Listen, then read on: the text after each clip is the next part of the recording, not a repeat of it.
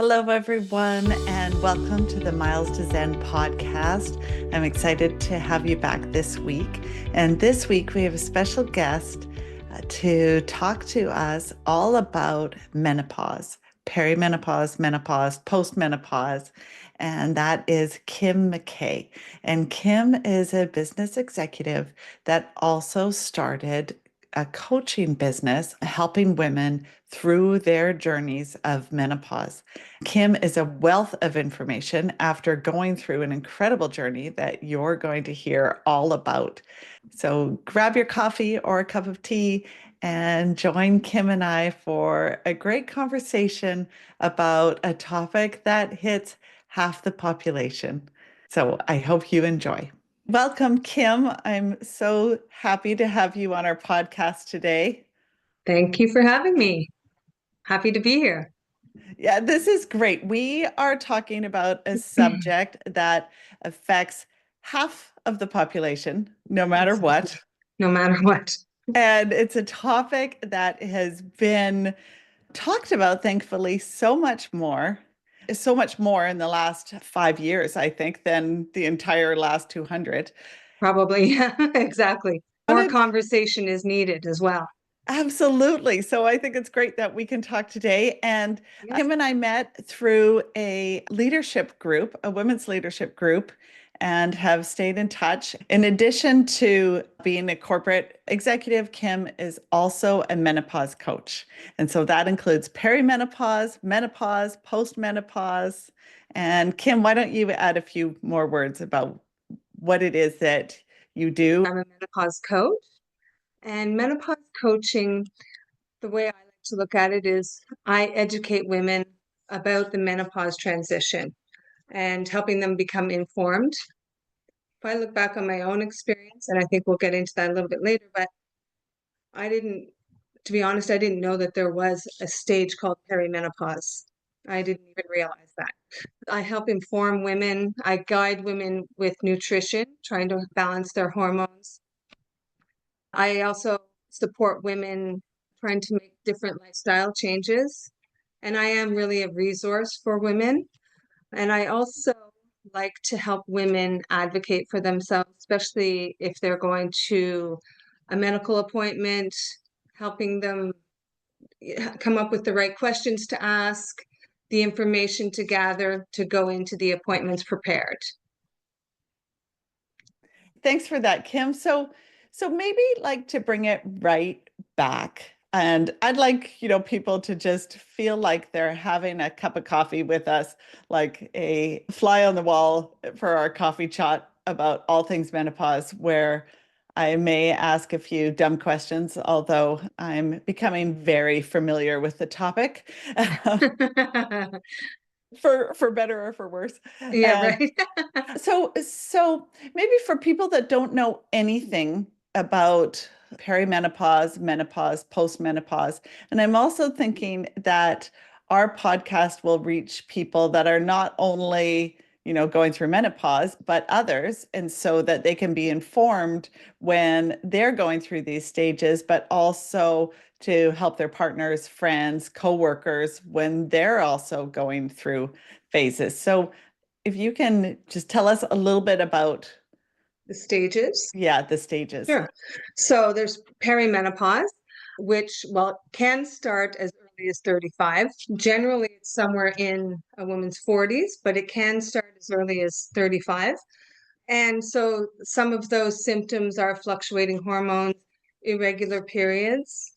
And then actually menopause is actually one day. So it's that 12-month mark without a period. And then anything after that is considered postmenopause. Right. But then you have the cases where people have had partial hysterectomies and such, and they won't go into menopause right away. Right. Right. So the experience is different for everyone. Not one woman that I've met has had the same experience with menopause. I'll call it menopause as the umbrella, but meaning from perimenopause to postmenopause. For myself, I can let you know that I didn't really, well, mentioned earlier, I didn't know the term perimenopause. I had never heard that. in my life.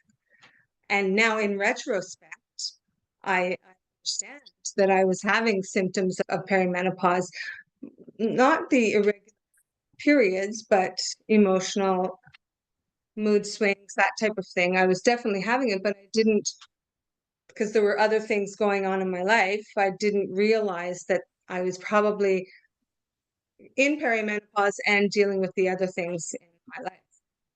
But from my experience, I would say the worst or the most symptoms I've experienced has been in postmenopause. Okay. Because I'll go into a little bit of detail about my experience. It was it was June of 2023. And I'll just kind of try to paint the scene for you. Yeah, Life well, was, I remember being on the leadership calls with you, and then all of a sudden it was like from one day to the next, you had all these health issues. oh, it was really like a 2-week span where I was very, very active, very much in my body, doing full body weighted squats. 2 weeks later, I couldn't get up from a seated position by myself. I couldn't Wow. walk up my stairs. Wow. I bet you felt like you're like, do I have some kind of virus or what's going on? I was so scared, Shannon. I didn't know what was happening to my body.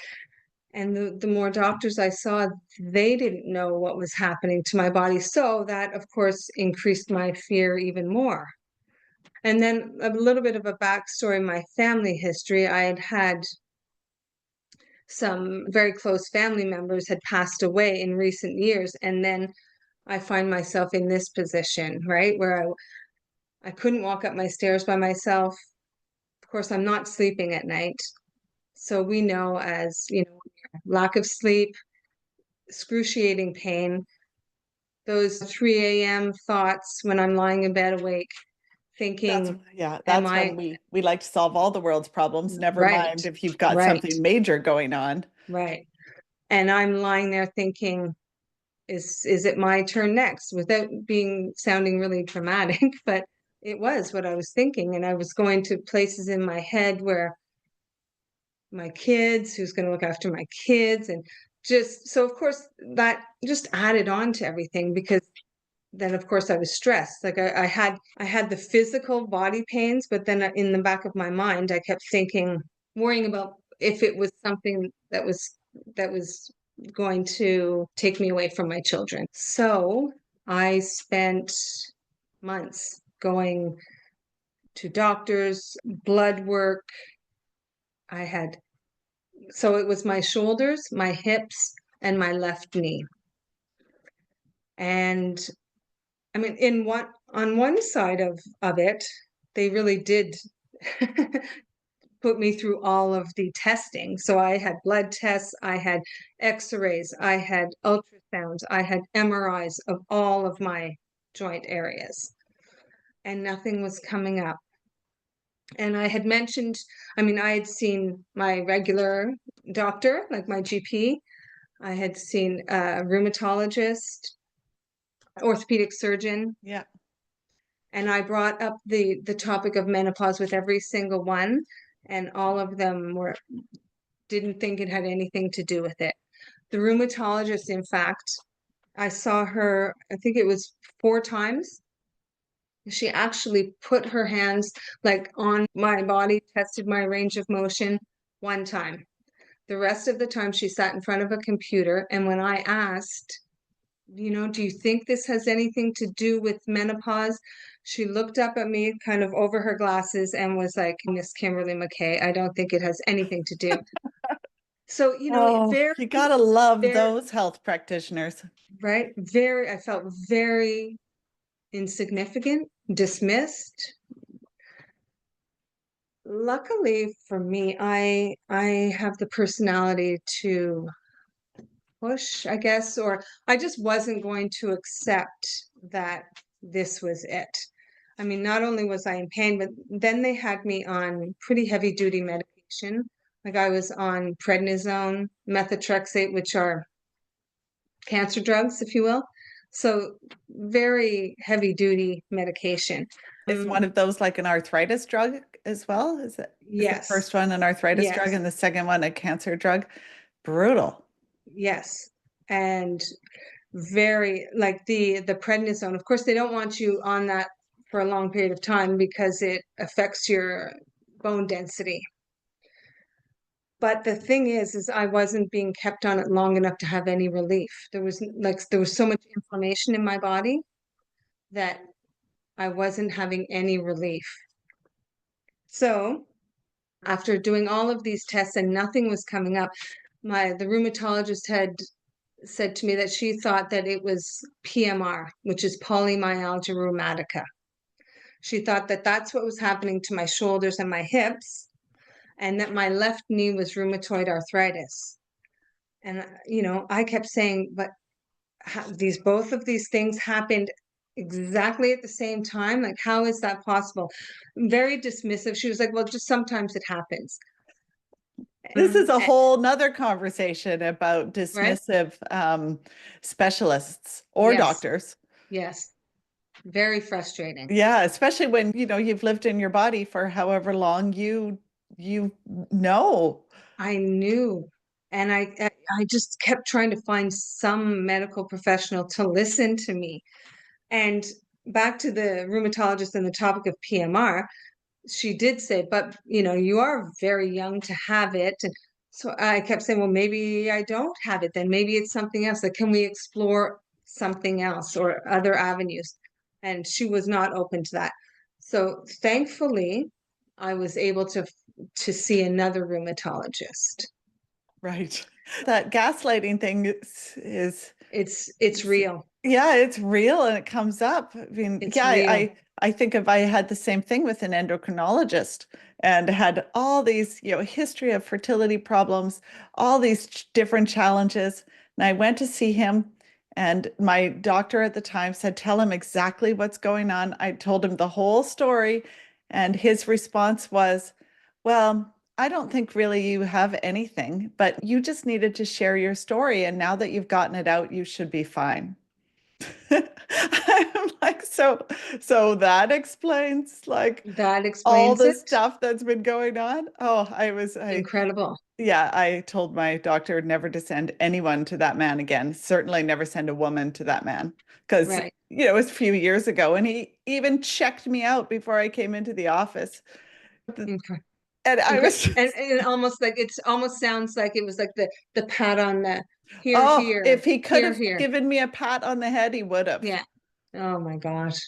Yeah, yeah, Incredible. amazing. But anyways, back to your experience. Well, it's the same idea. Like I was going to mention also when I saw the orthopedic surgeon. I mean, I had maybe about a 20% range of motion in my knee. And literally a month before, I was doing full weighted squats, and then all of a sudden I had rheumatoid arthritis. Like, what was going on? When I saw him, he didn't think that I had rheumatoid arthritis, but that was just what he said to me was, well, you're kind of at that age. And I was like, I'm 51. I was 51 at the time. I said, I'm not 80, right? Like Yeah. I'm active and I'm 51. And I said, are you telling me that I have to live like this for the rest of my life? And he said, well, maybe, because you are at that age. I left that doctor's appointment. I mean, I left many doctor's appointments in tears, Oh, but that one I was like dumbfounded. I could not believe that he was okay to let me walk out, and I had like a 20% range of motion with my knee. Incredible. And then there was another part where because I was seeing any doctor, and like I said earlier, I was looking for somebody to help me find out what was really well, and the going good on. thing was that you didn't give up, right? You Right. knew, you trusted that gut feel that there's something else going Yes. on here. None of what anyone is saying is resonating with you or Nothing. with me. So I even saw a chiropractor, and I brought to him all of the information that I had gathered from all of the other doctors, potentially PMR, potentially rheumatoid arthritis, all of this stuff. He didn't necessarily agree with the PMR either.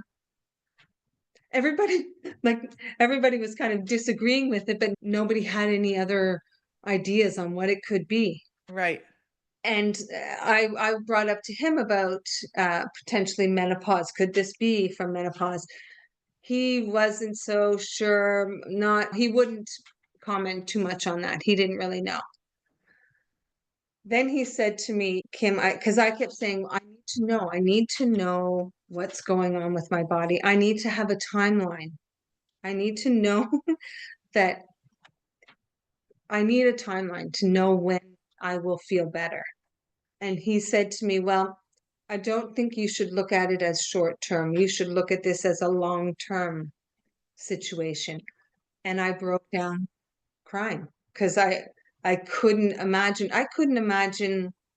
And I'm not being dramatic. I couldn't imagine like another day or two with the way I was moving and feeling. And his response to me was, maybe you should also consider psychotherapy. Yeah. Oh my goodness. Like I mean, you would need therapy after going through the journey that Yes. you went through Yes. with nobody, having any answers. And but it didn't feel like anybody was listening. Like I felt like I wanted to, to grab them and say, like, I don't think you understand the pain I'm in. And I think that's also a thing because even, when I saw you on the Zoom calls and stuff, even when you weren't doing your best, you still look healthy. And so Right. there's a lot of us that we still can look pretty good, even if we feel like crap. And so I think you might fall into that category a little bit. Not Right. having seen you at your worst, but seeing you on the on the approach, perhaps. And minus the hobbling, and Yeah, because I was hobbling. that is So, just incredible. long story short, this went on for months because, as you know, with our system, I'm not getting like the MRI the next day, right? So long waits between Yeah. each So appointment. we're in Canada. I'm based in British Columbia, and Kim's in Quebec. Yes, Montreal, Quebec. So I saw another GP. I found another doctor because I was really looking for a doctor to listen to me. So I found another doctor and I brought up the topic with him. Well, first of all, I said, explained all the pain and etc. And I asked about menopause and I said, you know, all of these other things, rheumatoid arthritis, PMR, potentially what's going on. And I said, I've been doing tons and tons of research. And I had heard a podcast with Dr. Vonda Wright, and it was on a study that she had done with her team and on the musculoskeletal syndrome of menopause. I read this study and I was like, this is what's happening to me. This is, oh my God, there's an answer here. Because in the study, she states 70% of women will have joint pain Yeah. due to the decrease in estrogen, right? And due to the decrease in estrogen, our inflammation increases. So 70% of women will have some joint pain, and 25% of women will have debilitating joint pain. And I thought, oh my God, this is what's That happening. is a high number. Yes, That's a high number for none of the medical professionals that you saw to have any I idea. know. Exactly. Well, from what I understand, I think doctors are given 1 hour of training on this transition of a woman's life. So in defense of them, they're not taught. Anyway, so I got my hands on this study, I printed it out, hobbled on over to my new GP and said, like, look at this, read this. This is what's happening to me. So we opened up the conversation of hormone therapy. Yeah. And I didn't really have to insist. I told him I wanted to try it. and he was open to it. So I went on hormone therapy. And then, of course, I go home and I'm not just leaving it, like I'm researching. That's what I was doing most of the time. I was on my computer researching this topic. What was going on? Could You were this getting a be PhD in menopause. exactly? Um, so, sorry, I lost my train of thought. Yeah, so you went home after being armed with this new prescription for hormones. Oh, right. Sorry about that. And from what I was learning, I should have had my hormones tested. So I went back to my GP and I said, I know I'm on hormone therapy now, but I want my hormones tested. And his response was, well, why? We already know you're in menopause, Kim. Why do we want them tested? He was like, well, because I want to know the baseline. I want to know where my hormones are, because if they're all really low, then that'll affect the treatment that you give me. So I did have to push for that a little bit, because he didn't, like I said, he didn't really think there was a need for me to have my hormones tested. Anyway, I pushed for it and I did have them tested. And before my next appointment with him, of course, I had my results. So I went online and I checked out all of the normal ranges for each hormone, where they should be at. All of mine were at the lowest end. Yeah. So I went back to him again and also asked for a low dose testosterone cream, which I find that helped me a lot as well. Just for my life mojo, to get Yeah. that spring in my step again. So all of that to be said, I'm feeling much better. I'm back to full weighted squats, Wow. and yes, Wow. yes. From somebody who could barely even walk up the stairs Oh, to I or had to literally like hold on to the wall and get support to get up from a seated position. It that was it was that is incredible how nuts. like how fast it happened. Yeah. Really amazing. So, but there is a positive, right? This led me, of course, I was doing lots of research during my, we'll call it my crisis, during that time. And that led me into menopause coaching, to be a Well, certified it really menopause coach. I know I've said this in previous podcasts, but I think it's because it's my favorite quote is from Rumi, and the wound is where the light enters, right? And you then had this real calling to help other women to make sure that no one was going to have to experience what you went through. Absolutely. That's exactly, wanted to make sure as as much as my reach, that I could help women not experience the pain that I experienced, but also the emotional pain, like and the gaslighting, and Yeah. to help women advocate for themselves. Oh, Because it's our medical system, and I think just medical training in general yes, is seriously lacking in a lot of different areas. And yes, and we have access to so much information now.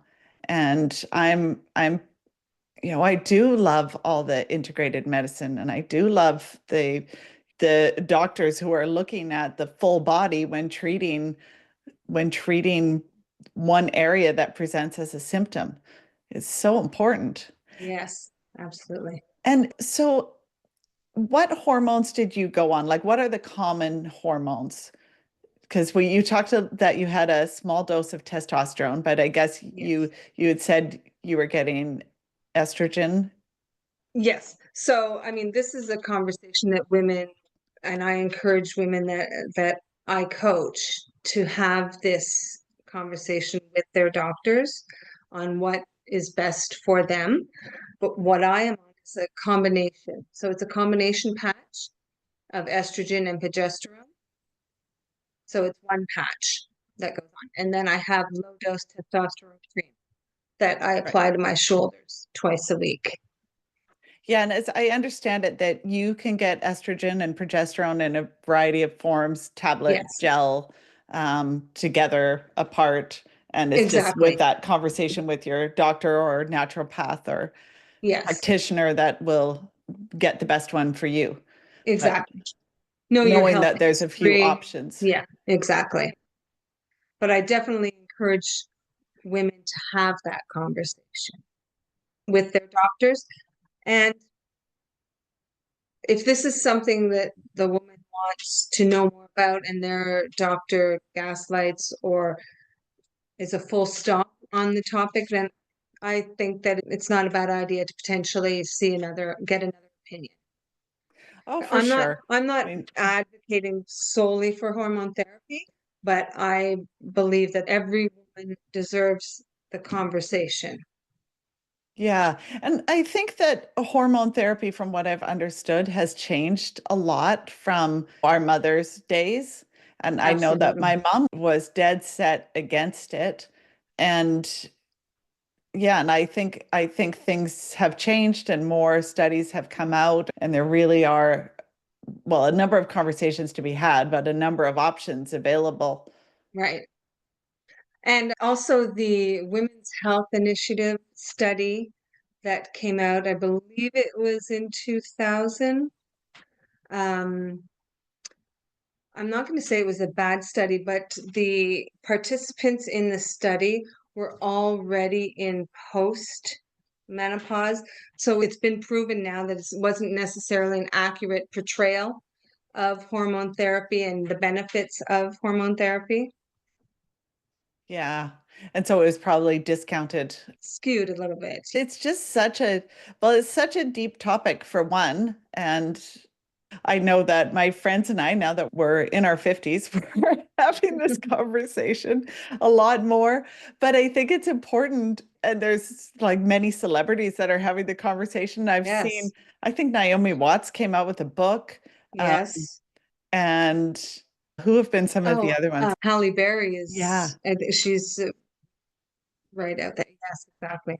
I think, was it one of them thought that the doctor thought that she had a venereal disease? And it's like, no. No, that's not what's going on. I think that was Naomi Watts, I Okay. believe. I think so, yeah. Yeah. But that it's back to the topic of the doctors are not being taught this transition of a woman's life. And I mean, we are 50% of the population, approximately 50% of our lifetime in this transition. It's amazing, right? That it hasn't been studied more. Well, absolutely. I'm so glad that the dialogue is changing. And and also I think more women are demanding it and putting dollars behind it. Right. We're That's talking about it. yeah. Yeah. There's conversation about it. I Well, mean, I can yeah. remember not even 10 years ago, if women were going to talk about it, it was like it was whispered Right. almost, right? So Right. we're talking about it now.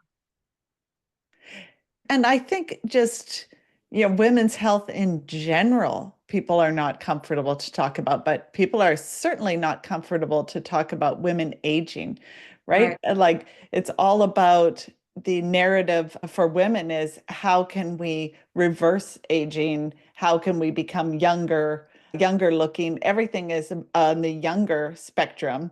But yes. for when you talk about men, how can men age well? Like, Oh, a nice bottle of whiskey or, right. you know. And for They're women, it's they're all about, distinguished. They're like yes, exactly. yes, that just pisses me off. Yes. Like we're supposed to be discarded somehow, right? Yeah, it's just skewed and Mm-hmm. and it's ridiculous. It is. Because one of the things that I talked about early on in the podcast is I want this podcast to be about thriving, not just surviving. And that's exactly what you're doing in your coaching work with people going through menopause. It's not a disease, it's just happening. It's just what Right. happens to half of the population. And let's thrive, not just survive. Right. And as we know, some of it can really stink. It's Yeah. not a lot of fun, Yeah. Yeah. but there are some lifestyle changes we can make. There are things that we can do to help support ourselves through this transition. So, what are some of the top hormones aside? Because I think that's a great conversation to have with your health practitioner. But what are some of the other things that you can do that's help support going through this journey? So I would say first is find community, have Right. support, definitely, for sure. Then there's nutritional, well, lifestyle things that you can do. Nutrition. So definitely prioritize protein, fiber, and healthy fats, and exercise. So we want to step away from the being on the cardio machine for hours on end. Our bodies at this stage of our life don't appreciate that. We want strength training. We want to lift heavy weights. So we want to put down the pink weights and lift heavy. And heavy for you, whatever that means, but we want And to, not heavy right from the get-go. Work up to no, heavy. right. But heavy for you at that time, right? And Yeah. progress. We want a progressive overload. Definitely prioritizing sleep, developing a sleep routine that you get your body and your mind into the habit of this sleep routine, and stress management, of course. I mean, management is something we should focus on, I think, all through our life, because everybody seems to be so stressed out these days. Well, and But especially I think so many women at this stage, we often will have kids at home and then we'll be taking care of our parents and we'll be working a full-time job. And, not in all the cases, but most of the cases, I think it's still a higher percentage of women take care of most of the life admin that happens at home, including cooking and cleaning and all of that stuff. So there's a big load on us. and then you have a partner potentially, right? It's a lot. Yeah. So I would, suggest to people to examine what does that whole package look like and talk about it, right? We Right, don't need to be all doing absolutely everything. right, And where can you get some help? I know right. I've certainly had to look at this in various stages of my life. Oh, so I find what's happening to me is I'm postmenopause. And I think that term also is kind of misleading, because postmenopause, it's like, oh, I'm out of the woods. Yeah. But I still have some symptoms, but I also am more, I guess, not willing to delegate chores and household duties to other members of the family that live here, as opposed to a few years ago where I would take on everything myself. I find now I'm more, I guess, able to delegate. Yeah. Yeah. Yeah.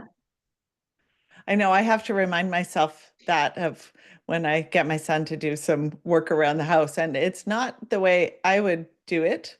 But then I need to remember I just need to let that go and Yes, and be like he's doing it, he's doing it, and and it may I'm not not be, doing yeah, and I'm not doing it.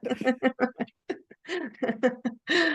My son actually mentioned to me at one point, when I walked into his room and was like, God, how do you live in this room? How do What you breathe? what How, parent doesn't yeah. doesn't do that when they walk into a teenager's bedroom? How do you think in this room? I went on my little spiel, like, you need it to be clean so you can think properly in here.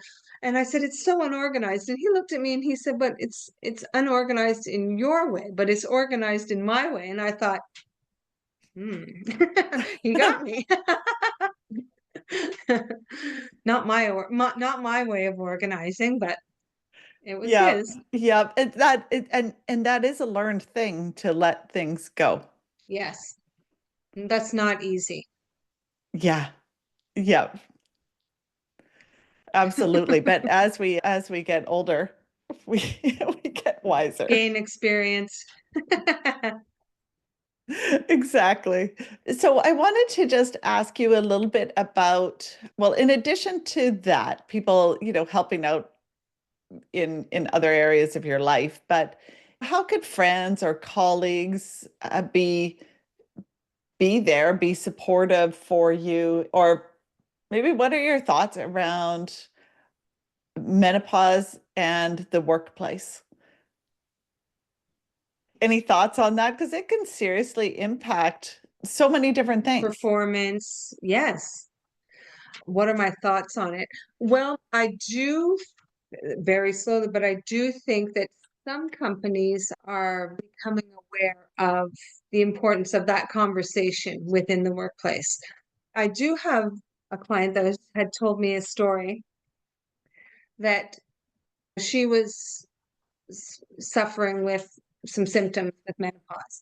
And she went to her boss, who she'd known for years, and said, just explained, I don't know how much detail she went into, but just said, this is where I'm at right now. So if I'm not at my best sometimes, I just wanted to let you know where I'm at.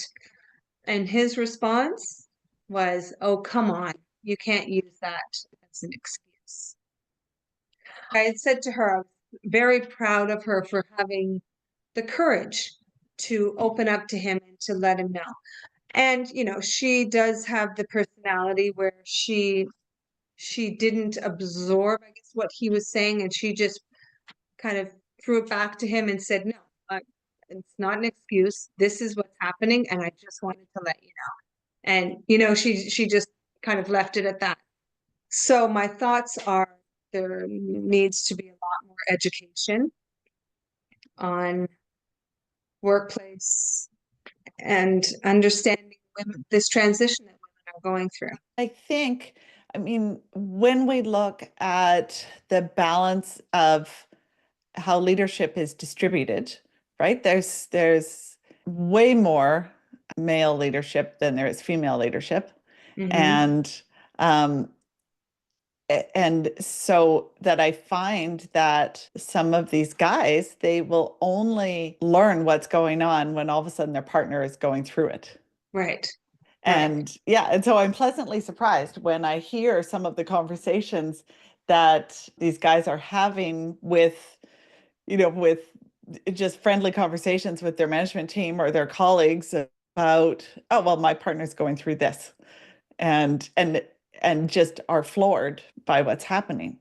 Right. And then they can at least realize that, well, it may not be the same experience for the women in their workplace, but there are a host of different experiences that women are going to go through as they're aging in the workplace. Agreed. And Yeah, I think it's important to bring men into the conversation because, either they have a partner or a sister or mother or, someone that has gone through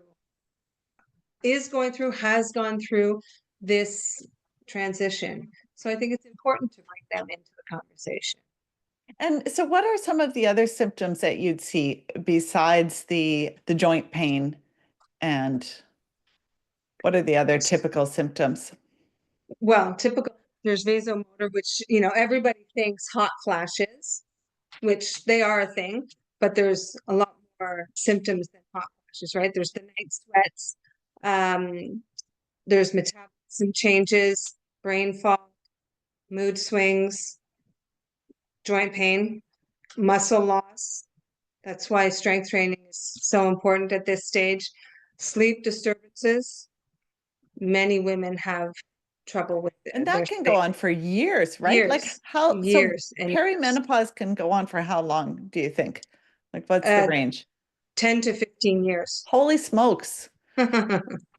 Yes. Yeah, Well, that's what I'm saying. We spend basically 50% of our lifetime in the menopause, whether, from perimenopause into postmenopause, because we're in postmenopause until the end of our life. right. So, I mean, there's other low libido, another symptom, vaginal dryness, hair loss. It Yeah. affects almost every system in our body. Yeah. Some of those And conversations are easier around the water cooler than others, that's for sure. yeah, definitely. I think also menopause awareness is so important because as we're going through this transition and as our hormones are decreasing, we have an increase of osteoporosis, increase of cardiovascular disease, muscle loss, as I mentioned, which is a really big one, and loss of collagen is what is affecting the joint areas. We have cognitive decline for sure, more increased chances of dementia, the joint pain, and of course, emotional and mental wellness is affected, mood swings. Yeah, so much fun. I think And the important thing is, I think, well, all of it is important, but that not every woman experiences it the same way. So some women might not have that many symptoms and not really be bothered very much with it. And then other women might have all of the symptoms. So right. nobody's experience is the same. Not one is the same. So, yeah, so I would encourage people who are going through some challenges and are looking for that support or looking for community. You have a Facebook group called Thriving Through Menopause. Yes. And so tell us a little bit more about that. So it's a private Facebook group and it's a group of women and we share, I mean, I share a lot of information, potential articles, things like that.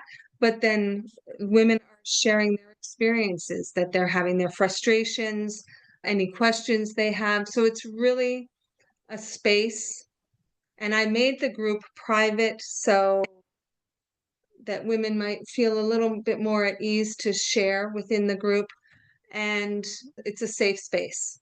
And that's what I truly wanted to create for women because before I had started this Facebook group, I was hearing so many women with, so many different frustrations and couldn't talk to their couldn't, wouldn't, whatever the case is, talk to their partner. They just felt very alone. And I know when I was going through my experience, I felt so alone. Even though I had so much support around me, I still felt alone. So because I didn't have anybody directly around me that had experienced anything Yeah. like this. So this is what the group is. It's really a place where women can share their experiences, ask questions, and share their insights. Yeah, that Share. sounds like a really beautiful community that Oh, you've thank you. It created. is. It is. So before we wrap up, do you have some final words of wisdom? I like to do that at the end of the show to have our guests share, from their perspective, some wisdom that's helped you or that you think could help some other people. Sure. Well, wisdom. I mean, about myself, through this experience and through my life, I've realized that I'm stronger than I thought, that, and I can advocate for myself. Hmm. And to trust oneself. For when I was going through this experience, I knew in my heart that I wasn't getting the answers. I just knew in my heart that I needed to keep searching, to keep asking the questions.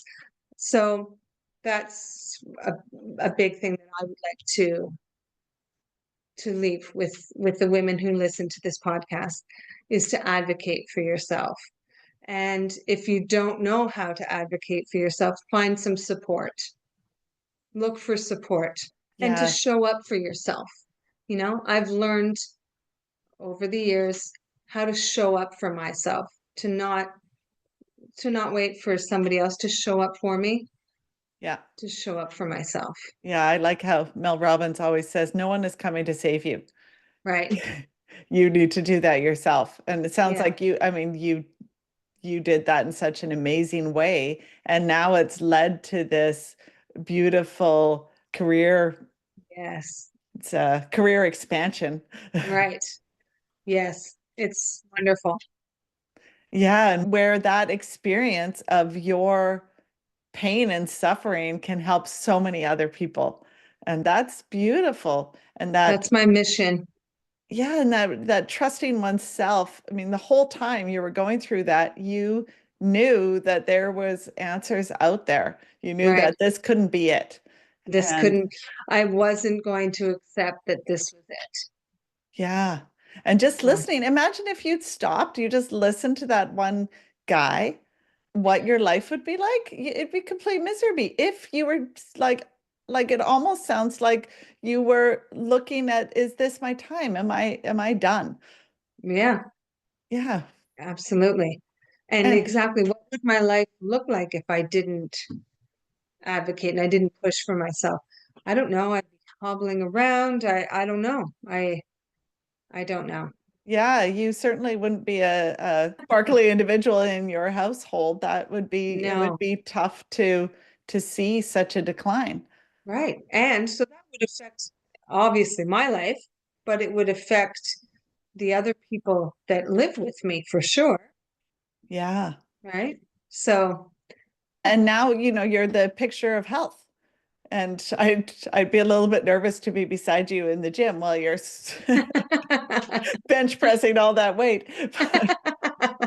But that's great. So thank you so much, Kim, for being on the podcast today. I hope that everyone has found this conversation super informative. I've learned so much, and I really appreciate you sharing your personal story. That was huge, and I think can be so helpful to so many. So thank you so much. thank you, Shannon. Thank you for having me. And we'll talk to you again soon. And to all our listeners, we'll see you soon. Okay. Wasn't that a great conversation? I found that super informative. I hope you did as well. If you would like to contact Kim, please refer to the show notes for her details. And if you got something out of the episode, please like, subscribe, share it with friends, and please take time to leave a review, especially if you're listening on Apple Podcasts, as that will help so many people really get access to these inspiring conversations. Thank you so much for your wonderful support. I am really grateful and look forward to next week's conversation. See you then.